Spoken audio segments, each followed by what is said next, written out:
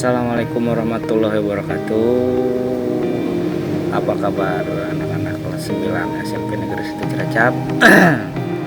Kesempatan ini Bapak akan memberikan materi ya, karena kita sudah memasuki semester genap bab 3 ya, ketergantungan antar ruang dan pengaruhnya terhadap kesejahteraan masyarakat.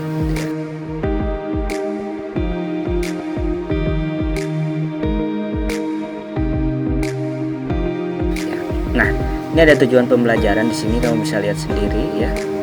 Menjelaskan pengertian perdagangan internasional, menjelaskan faktor-faktor yang mempengaruhi perdagangan internasional, menjelaskan manfaat perdagangan internasional, menjelaskan hambatan perdagangan internasional.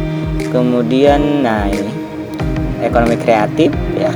Kemudian menjelaskan subsektor ekonomi kreatif, menganalisis hubungan antara ekonomi kreatif dan kreatif. Menjelaskan juga ada keunggulan di bidang ekonomi, contoh keunggulan di bidang ekonomi, iya. Kemudian ada ya perdagangan bebas dan hubungan perdagangan internasional dan migrasi penduduk, transportasi dan lembaga sosial ekonomi. Nah itu tujuan pembelajaran kita ya di semester 2 ini. Kemudian kita lihat ada peta konsep di sini. Nah kamu bisa lihat sendiri. Ini semuanya ada peta konsep yang akan kita pelajari di semester 2 di bab 3 ini ya. Ada ekonomi kreatif, keunggulan di bidang ekonomi, perdagangan internasional, perdagangan bebas ya. Ini nanti kita ke sini ada hubungannya ya. Kemudian migrasi penduduk, transportasi, lembaga sosial ekonomi, dan tujuannya mengarah kepada kesejahteraan bangsa. Itu next. Kemudian materi pembelajaran kita ya ada A, B, C, D sampai E ya.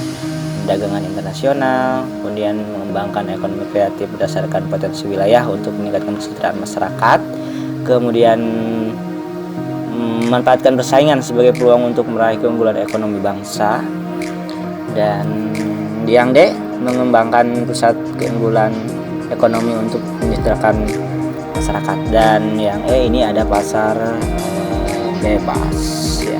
Di sini ada pasar bebas. Nanti kita akan bahas ya. Oke.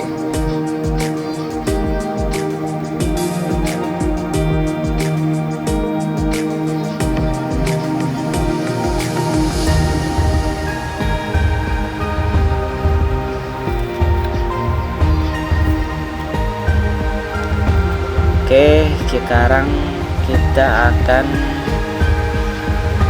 ke pembelajaran kita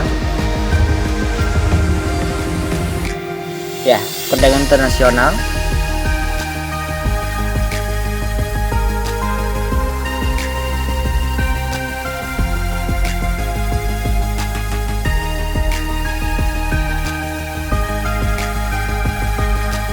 Nah, kemampuan suatu negara untuk menghasilkan barang dan jasa itu tidak sama ya. Jadi perbedaan iklim geografis dapat dihasilkan oleh suatu negara dan juga bisa memberi dari negara lain. Jadi artinya suatu negara tidak bisa hidup sendiri ya. Artinya dia bergantung kepada negara yang lain. Nah, kemudian perdagangan internasional adalah negara dapat mengembangkan potensi yang dimiliki dengan mengembangkan ekonomi kreatif suatu negara. Indonesia, ekonomi kreatif dikembangkan untuk meningkatkan daya saing produk-produk di pasar domestik maupun internasional. Nah, sekarang kita ke pengertian perdagangan internasional ya. Kegiatan menurunkan barang di pelabuhan yang berasal dari negara lain merupakan bagian dari kegiatan perdagangan internasional seperti kita lihat di gambar ini ya. Tidak ada negara yang dapat memenuhi kebutuhan negaranya sendiri. Barang yang dihasilkan oleh negara yang satu akan berbeda dengan barang yang dihasilkan oleh negara yang lain. Nah, perbedaan inilah yang menimbulkan pertukaran hasil antara satu negara dengan negara yang lain.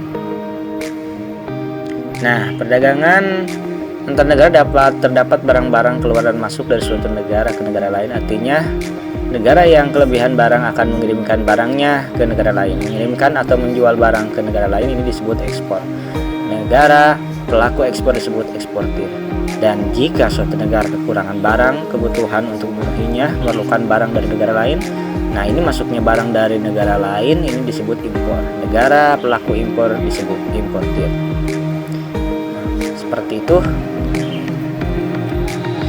Kemudian ini perbedaan perdagangan dalam negeri dan perbedaan perdagangan internasional ya. Bisa dilihat sendiri kamu kegiatan dilakukan dalam wilayah suatu negara. Kalau perdagangan dalam negeri, perdagangan internasional kegiatan dilakukan dalam wilayah antar negara. Kalau di perdagangan dalam negeri, pembeli dan penjual cenderung ini berinteraksi secara langsung. Kalau di internasional, pembeli dan penjual tidak berinteraksi secara langsung. Kemudian mata uang. Nah, ada mata uang yang digunakan juga sama kalau di dalam negeri, ya sama. Kalau di luar negeri, mata uang yang digunakan berbeda ya, sehingga dia menggunakan devisa. Ya. Kemudian kita lihat lagi kalau dalam perdagangan dalam negeri ya, ini tidak dikenakan bea masuk, hanya retribusi. Sedangkan perdagangan internasional dikenakan pajak atau bea masuk. Nah, itu atau bea masuk ya. Kita lihat sini. Kemudian lagi biaya angkut lebih murah, sedangkan biaya angkut lebih mahal kalau perdagangan internasional. Kalau perdagangan dalam negeri, kita lihat lagi di sini. Coba, kualitas barang bervariasi ya. Sedangkan kualitas barang harus mengikuti standar internasional kalau perdagangan internasional. Kemudian kalau perdagangan dalam negeri, poin yang terakhir ini kita lihat di sini. Nah, ada peraturan perundang-undangan sama hukum atau hukum internasional, hukum nasional dengan menggunakan hukum nasional. Ya, sedangkan kalau di perdagangan internasional, peraturan perundang-undangan berbeda atau dengan menggunakan hukum internasional.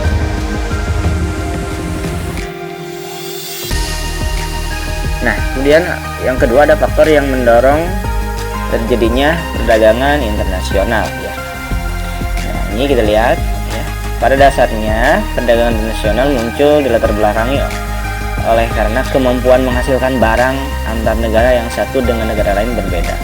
Perbedaan inilah yang mendorong terjadinya perdagangan internasional. Kemudian faktor pendorong perdagangan internasional, perbedaan sumber daya alam yang dimiliki oleh setiap negara ya.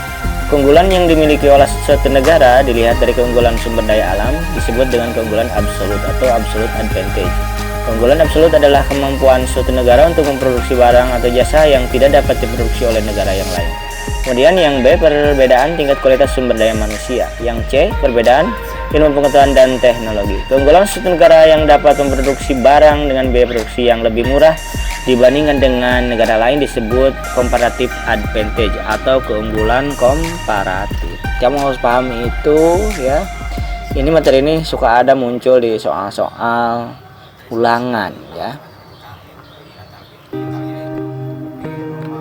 Kemudian faktor pendorong perdagangan internasional yang terakhir ada perbedaan budaya suatu bangsa. Nah, budaya suatu bangsa juga mempengaruhi ya. Nah, kita kan budaya di Indonesia berbeda dengan budaya yang ada di Barat, pasti mempengaruhi ya. Nah, kemudian produk yang disediakan juga sangat mempengaruhi ya karena perbedaan budaya tersebut. Yang E, perbedaan lain yang mempengaruhi perdagangan internasional. Kita lihat di sini ada juga ya perbedaan upah dan biaya produksi, juga perbedaan selera ya. Ini tergantung kepada konsumen ya. Nah, kemudian manfaat dan hambatan perdagangan internasional. Jadi setiap perdagangan bertujuan untuk mencari keuntungan. Kalau tidak ada keuntungan, ngapain kita melakukan perdagangan ya? Dalam perdagangan internasional, selain untuk mencari keuntungan, ada beberapa manfaat yang diperoleh. Kita lihat, setiap negara dapat memenuhi kebutuhan akan barang dan jasa. Setiap negara dapat menciptakan spesialisasi produk, yaitu membuat barang produksi yang khusus ya, memiliki ciri khas yang tidak dapat dihasilkan oleh negara lain. Kemudian yang ketiga, produk dari negara yang melakukan perdagangan akan mendapatkan barang dengan mudah dan dengan harga yang murah. Yang keempat, mendorong kegiatan produksi ya. Yang kelima, setiap negara dapat meningkatkan hubungan persahabatan antar negara. Kegiatan produksi dapat meningkatkan sehingga perusahaan bertambah maju dan membuka kesempatan kerja, peluang kerja artinya ya. Pendapatan negara meningkat melalui perolehan devisa hasil ekspor, mendorong kemajuan ilmu pengetahuan dan teknologi, ya bukan teknologi, awas. Karena masing-masing negara ingin meningkatkan kualitas dan kuantitas barang. Yang terakhir, mendorong pertumbuhan ekonomi dan menyerap banyak tenaga kerja sehingga dapat mengurangi pengangguran. Kemudian ada hambatan perdagangan internasional, ya. Hambatan perdagangan internasional menyangkut harga barang luar negeri lebih murah dari hasil produksi dalam negeri. Biaya masuk yang tinggi, adanya proteksi, adanya kuota, adanya peraturan. Kemudian ada dumping, ya. Pertentangan atau politik dan peperangan itu termasuk hambatan perdagangan internasional. Ada hambatan perdagangan internasional masih kebijakan pemerintah untuk melindungi produksi dalam negeri merupakan hambatan perdagangan internasional. Kebijakan untuk melindungi produk dalam negeri, nah ini disebut proteksi. Jadi si pemerintah ini ya melindungi produk dalam negeri dengan cara memproteksi, ya. Dan ada hambatan perdagangan internasional masih kuota. Nah, bukan kuota buat ini main game, ya, awas. Merupakan kebijakan untuk membatasi jumlah ekspor dan impor barang dari suatu negara. Dengan kebijakan kuota, barang impor tertentu dibatasi dalam jumlah dan volumenya. Artinya jumlah dan volumenya ini dibatasi, ya, barang ekspor dan impor itu. Contohnya Amerika membatasi kuota tekstil dari Indonesia karena Amerika juga memproduksi tekstil. Supaya produk dalam negerinya laris manis, jadi diadakan ataupun diberlakukanlah kebijakan kuota untuk membatasi yaitu produk-produk dari luar negeri, ya, seperti itu mungkin.